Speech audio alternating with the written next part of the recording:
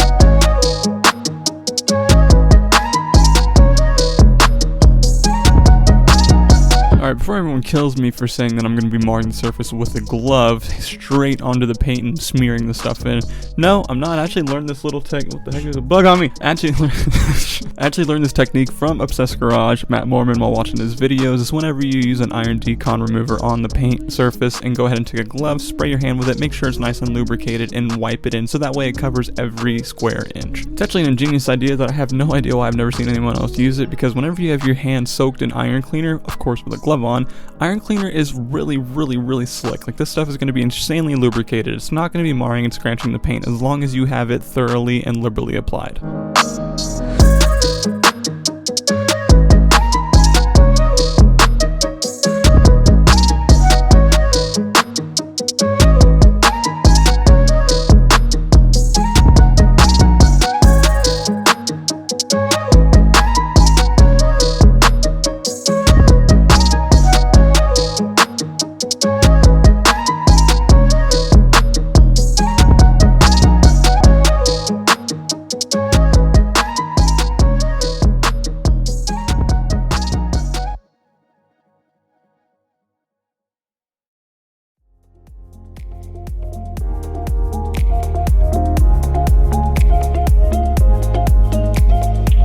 The truck is now completely washed, decontaminated, and ready to get backed into the shop so it can get dried off. You'll see me using my little $20 blower I bought off of Amazon, which works beautifully for getting water out of like door handles, little side mirrors, all that sort of stuff. And then I follow up with a nice plush drying towel in order to get the rest of the surface dried off.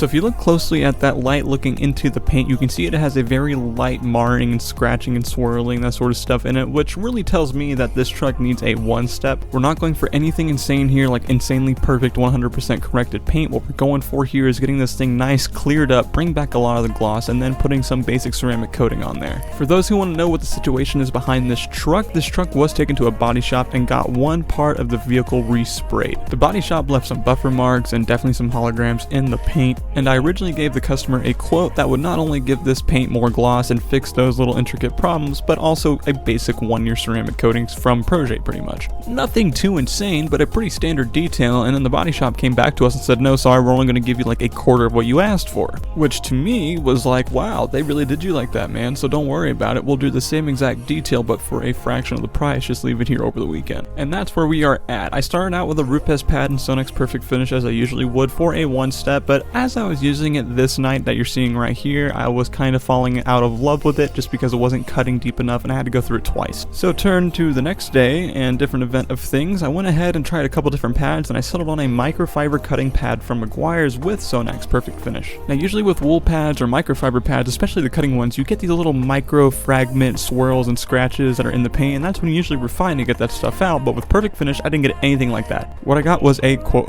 perfect finish with a very good cutting ability on black paint. I was really happy with the results and it turned out amazing, and I want you guys to sit back and really watch the progress this truck goes from the minute you guys saw it in the very beginning to where it's at now. The gloss is insane.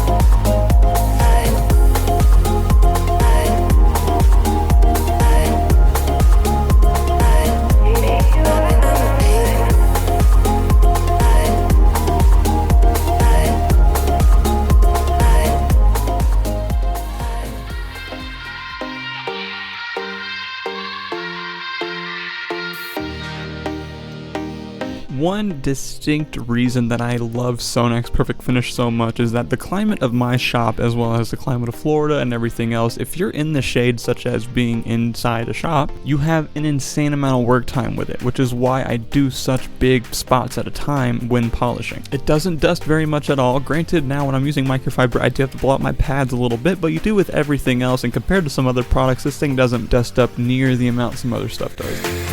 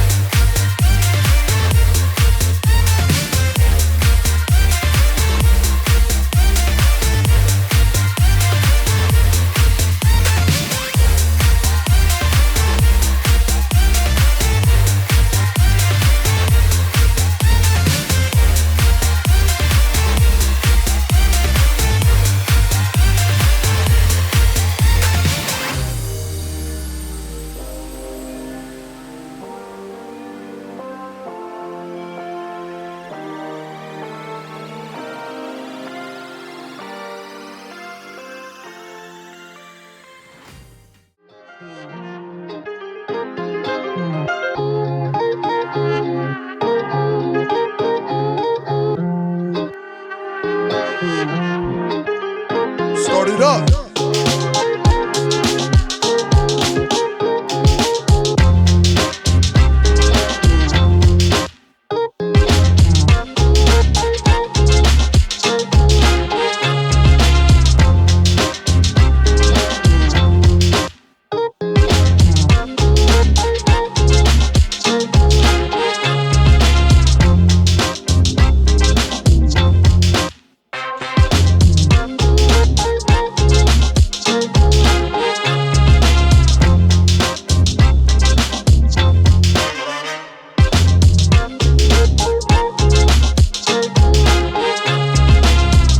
Whenever you finish polishing, correcting the paint, whatever has to do with any kind of oils or polishes, you want to use some sort of isopropyl alcohol solution to wipe down the vehicle and make sure it's squeaky clean. For this specific job, I chose Adam's Surface Prep because I haven't tried it until now, and I gotta say, man, I do love Carpro Eraser much more, just because of the way it smells. If it wasn't for the smell, I probably wouldn't love that product and have it at the top of my list, but Adam's Surface Prep is a little bit cheaper and it does work just as good, if not better in some cases. One thing you'll notice with a lot of IPA sprays is that they all work in different manners. For example, Geon Surface Prep I would use for something a little more hardcore that has a lot more oil on it. Carpro Eraser I would say somewhat of the same thing, but universal in a sense. Whether it be a one-step or what, I will say Adam's Surface Prep is probably the best way to go whenever you're using just a basic one-step polish, just because it's not that expensive and it does the job great, but that opinion is subject to change as I continue to go through cars with more and more paint corrections.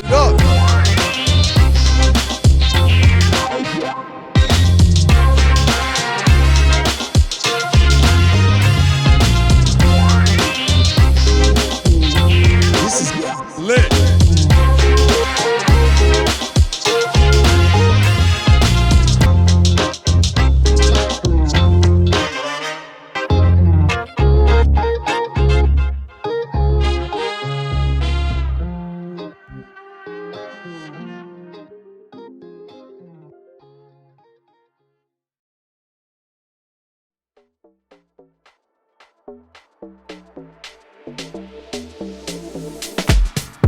Proje Ceramic coating. It's not the best, but it's not the worst, and this stuff actually works really good for the price point. It allows me to be able to give ceramic coatings to a customer with them full well knowing how long it might last, what kind of product it is, but at a lower cost than a lot of other kinds of ceramic coatings. See, wherever you live, if you're a detailer, you kind of have to adjust to what your community basis is, your customer basis. You have to know what is available and what is not available. And I can tell you right now, I can sell Proje Ceramic coatings all day long, more than I could anything with Geon, Carpro, anything. This is why I have this kind of a product in my arsenal, because I know that I can satisfy people with a ceramic coating of sorts with something that is more affordable. Now don't get me wrong, obviously I'm going to always recommend something way more higher, but that also has some more coin to it, and I do have customers like that as well. But I tell you what, I do love using Proje, mostly because it is probably one of the easiest ceramic products I have ever used, from the steps of applying it to taking it off to the way it levels to the way it looks with gloss, and the hydrophobic properties are as you would expect from an SiO2 type of product. It can pretty much go on anything, and it can also be applied either with a suede applicator, which I just like to do because that's my personal bias. I think everything goes on a lot smoother when it comes to ceramic with suede, or you could use some sort of microfiber applicator pad. Either way, this bottle of ceramic coating is insanely affordable for individuals. It's also great if you're just getting into the ceramic coating game and you want to learn with something that's pretty much foolproof and very forgiving. Just don't forget to throw away your microfiber towels after you get done buffing it off.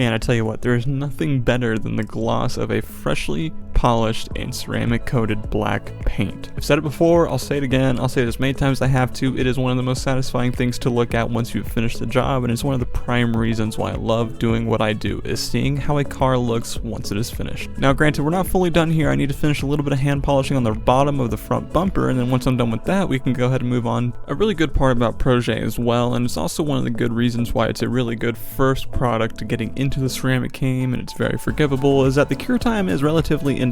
Granted, I don't necessarily like to stack the product, but what I do like to do is follow up after about 20 minutes or so with some sort of ceramic boost. And speaking of ceramic boost, some Adams ceramic boost. There's a reason why I'm using all these Adams products, and you'll see here in a little bit whenever one of the next details comes out. Just keep an eye for every Friday, because you might see it, and it involves a lot of Adams products. No, it's not a sponsorship, because there's some products that I'm pretty sure that I don't like, and it wouldn't land me one, but it is really cool detail. But what a ceramic boost does is it's going to give a little bit of protection to the coating itself as it goes through a curing process. Now yes, I just did say that there was no cure process for Proje, but all ceramic's going to have some sort of curing process regardless of how you look at it, and while it's going through that process, no matter how you look at it, you definitely want to put some protection on there, whether it be something as simple as bead maker for a car that's going from point A to point B really quick. I know this person's going to be driving this truck, so I'd rather use something a little more powerful than bead maker, and it's also going to help boost the gloss.